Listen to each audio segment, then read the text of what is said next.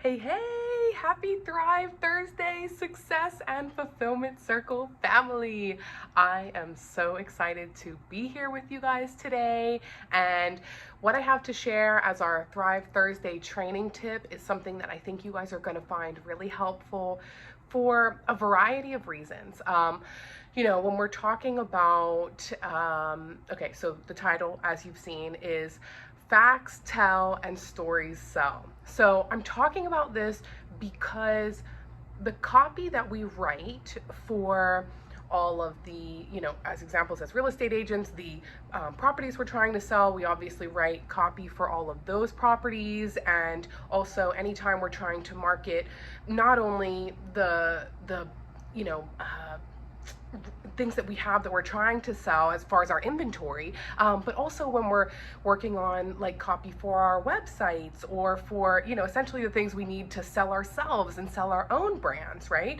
So when we're looking at that, I think we need to remind ourselves of how, excuse me, how important our own words are. And sometimes we want to get a message out there so badly or so quickly, and so sometimes we don't put the kind of thought and effort that it takes to really get the right copy out there. And especially now, I mean, as we are, many of us are talking about using AI, like artificial intelligence, to write descriptions or to write out really like everything that you can do now. And I'm not saying that that's not a great resource. I'm really excited to tap in more to that kind of stuff. However, I think that it takes a lot of editing or guidance, at least even in how you're putting that in there, to make sure that you are still getting across the message that you want to, while also formatting it in a way that's going to capture the readers and capture the right people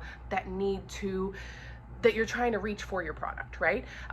So I say that because this segment had really been inspired by some trainings I've done. Again, another mentor of mine that you've probably heard me talk about before is Marie Forleo. And she says a lot, this whole thing about facts tell and stories sell. And, I've put together a couple of these reasons that she's talked about as well for that I thought you guys would find helpful. And the first reason that stories sell versus just the facts, and I'm not saying make up stories. I mean, we have genuine stories about these facts. It's really how we educate our customers and clients by using stories to capture their attention. So the first reason why this works is because stories create trust, right? And trust is really what we need to create that emotional connection. And that's how you get the sales and the repeat customers and those people that are basically selling your services for you through those referrals by telling people they have to use you or that you are the best because of these particular stories, right?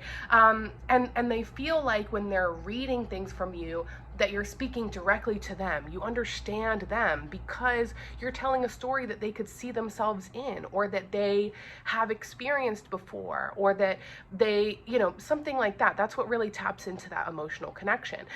And then the second reason why this is so important is because stories really help you sell at a premium. They really help you sell at the highest value, right? Versus, an example that really came to mind for me personally is if we're looking at selling a house, right? And say we were to say, this used to be Elvis's house, right? Oh, wow, that's cool, right? That's a really cool thing to be able to say about a house. This used to be Elvis's house. But how much more powerful would it be if you were able to say, this Memphis home right here on the Mississippi border is where, it's been said that Elvis stood under this same white oak tree and practiced dancing just with his hair comb. And, and that's where he practices dancing, and he created this, what we now know is this infamous move, doing that leg dance move. And this white oak tree that's still growing right here is where he used to dance and have fun and practice those things. And, and I think that, and then at the end, obviously you circle back and you say, this is Graceland, this is where it all happened. And how much more powerful is that in a specific story where you could see yourself dancing with a hair comb under that white oak tree, right? But you would be like, I'm dancing under the same white oak tree as Elvis used to dance under, versus saying that this used to be Elvis's house, you know? And again, both are very cool, both are true, but they they really gear towards different things. I mean, not different things. They really, one being more specific is the one that really captures people in a different way and really makes them feel that emotional connection, much more of a connection than it having been just that particular person's house. So that is really how you can help sell at a premium at the highest value.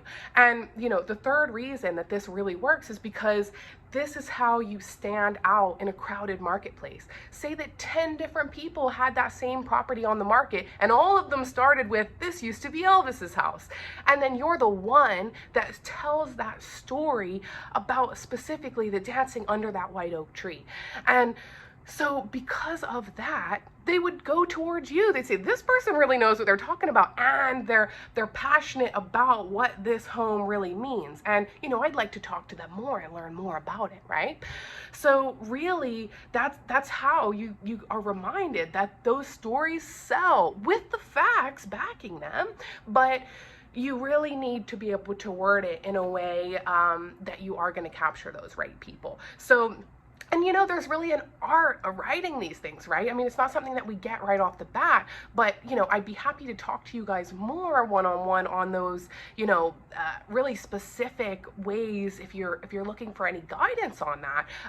But a great framework, which I've spoken to some of you guys about one-on-one already about, is, you know, using this overview of the hook, struggle, story, and success, that model when you are writing anything. If you're writing a paragraph, if you're writing a Facebook post, anything that you're writing, you really want that hook first, which is like something much shorter that's really going to capture that reader's attention in that first 3 seconds, right?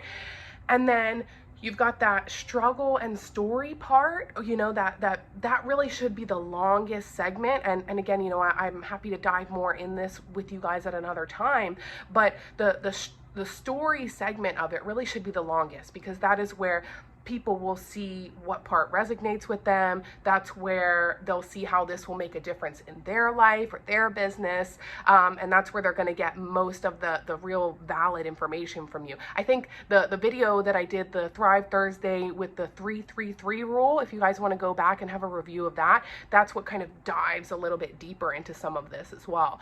And then that last segment being the success, like the part of like how this will solve their problem or how this will make their life better, or how it made your life better, or things like that, you know?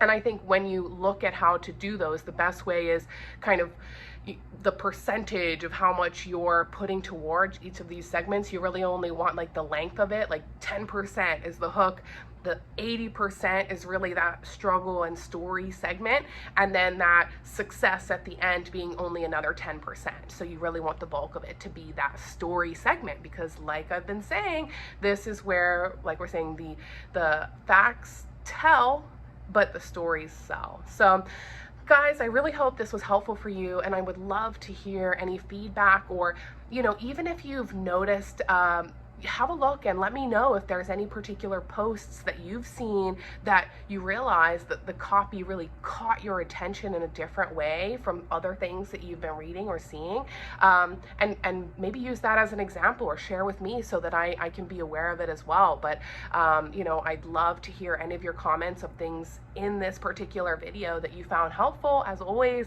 And you know, hope this was helpful. Look forward to chatting more in our one-on-ones about, you know, how you can incorporate this a little bit more into your marketing material and everything like that for your customers and clients as well. So, all right, guys, you have a great day. I look forward to chatting more later. Bye.